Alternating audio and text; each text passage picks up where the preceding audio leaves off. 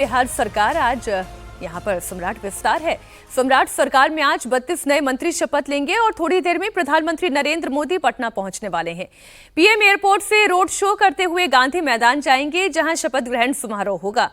खास बात यह है कि नीतीश कुमार के बेटे निशांत कुमार सम्राट कैबिनेट में शामिल होंगे। निशांत कुमार ने पहले डिप्टी सीएम बनने से इनकार किया था, लेकिन अब वो सम्राट सरकार में शामिल होने जा रहे हैं। आज जिन 32 मंत्रियों का शपथ ग्रहण होना है, उनमें बीजेपी कोटे से 15 और जेडीयू कोटे से 13 मंत्री शपथ लेंगे। चिराग की पार्टी से 2 विधायक आज मंत्री पद की शपथ लेने जा रहे हैं, ऐसी जानकारी सामने आ रही है। आगे आपको बताएंगे किस किस को फोन आ गया है और किसकी संभावनाएं अब निल हो गई हैं। वो सारे नाम आपके सामने हम एक एक करके रखने जा रहे हैं और चर्चा में शामिल करने जा रहे हैं। लेकिन सबसे पहले बात रोड शो की और आज के शपथ ग्रहण समारोह की कर लें। एक छोटी सी टिप्पणी अजय जी, वो नाम दिखाने से पहले कि बहुत सोच समझकर भारतीय जनता पार्टी ने पूरी तस्वीर तैयार कर ली है। आज पहले यहाँ पर एक बड़ा कार्यक्रम होगा, फिर एक दिन के बाद पश्चिम बंगाल में बड़ा कार्यक्रम होगा, अगला हफ्ते तक आते आते फिर असम में कार्यक्रम होगा। तो इस वक्त भारतीय जनता पार्टी की रणनीति ऐसी है कि लगातार वो सुर्खियों में छाई रहेगी। बिल्कुल, जो जीत मिली है, बड़ी जीत, एक तो ये तीनों बड़ी जीत है। बिहार में मुख्यमंत्री अपना बीजेपी का बनना, ये भी बड़ी जीत है। उसके बाद बंगाल में मुख्यमंत्री बनना, असम में फिर तीसरी बार जीतना। तो ये जितनी बड़ी उपलब्धि है, उतना ही बड़ा इवेंट क्रिएट करना है भारतीय जनता पार्टी को इन तीनों राज्यों में। नीतीश चंद्र हमारे सहयोगी पटना से लाइव जुड़ गए हैं। नीतीश, अब चलिए एक एक करके नामों पर भी बात कर लें और सबसे पहले पार्टीज की बात कर लें।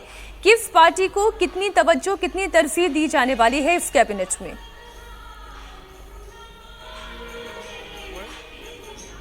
खूब लग रहा है वहां पे आवाजें हो रही हैं जहां पर ये कार्यक्रम होना है। और सम्राट चौधरी की आप तस्वीर देख रहे हैं, आज सुबह वो भी पूजा पाठ करते हुए नजर आए थे। अगर नीतीश आप मुझे सुन पाए हो तो मैं दोबारा अपना सवाल दोहरा देती हूँ। देखिए, सीएम और 2 डिप्टी सीएम का फॉर्मूला है, ये तो हम जानते हैं, लेकिन 2 डिप्टी सीएम में यह भी कहा जा रहा है कि क्या अब निशांत की एंट्री हो सकती है या केवल किसी मंत्रालय के वो मिनिस्टर बनाए जा सकते हैं। तो पहले तो ये कि मंत्रिमंडल का स्वरूप क्या होने जा रहा है, नीतीश? देखिए, अब तस्वीर साफ हो गई है। कल से ही इस बात की चर्चा थी कि मंत्रिमंडल कैसा होगा, कौन नया चेहरा होगा। अब ये सारी तस्वीर साफ हो गई है।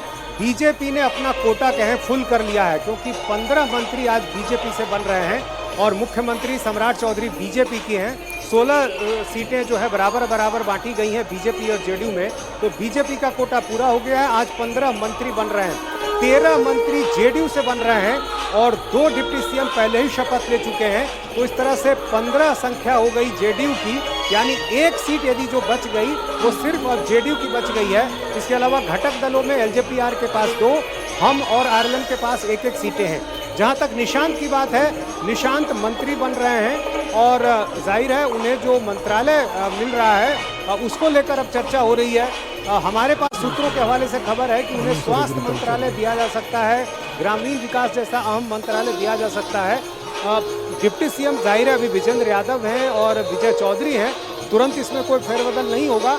लेकिन माना जा रहा है कि अगले कुछ महीनों में यदि विजेंद्र यादव राजनीति से संन्यास लेते हैं, जैसा कि उन्होंने पहले ऐलान किया था, तो उस सूरत में निशांत को डिप्टी सीएम बनाया जा सकता है। लेकिन इससे पहले ही चूंकि निशांत तैयार नहीं हो रहे थे डिप्टी सीएम बनने को, सरकार का हिस्सा बनने को, तो जाहिर है इसके बाद अभी जेडीयू के जो नेता कार्यकर्ता लगातार दबाव बना रहे थे, वो चाह रहे थे कि निशांत सत्ता का हिस्सा बने, सरकार का हिस्सा बने।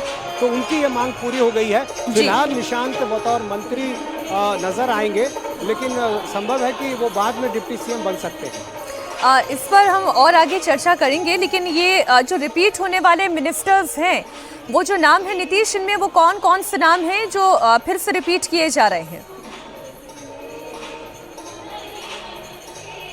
देखिए, इसमें अधिकतर नाम जो है वो रिपीट ही हो रहे हैं, कुछ नाम जरूर नए हैं। बीजेपी से जो मंत्री बनेंगे उनमें विजय कुमार सिन्हा, दिलीप जायसवाल, रामकृपाल यादव, नीतीश मिश्रा, मिथिलेश तिवारी बैकुंठपुर से जीते हैं, ब्राह्मण समाज से आते हैं और ये वो नाम है जो पहली बार मंत्री बन रहे हैं। इससे पहले चूंकि सीवान का इलाका जो बगल का इलाका है, वहाँ से मंगल पांडे हुआ करते थे, तो ऐसे में इनके लिए रास्ता मुश्किल हो रहा था।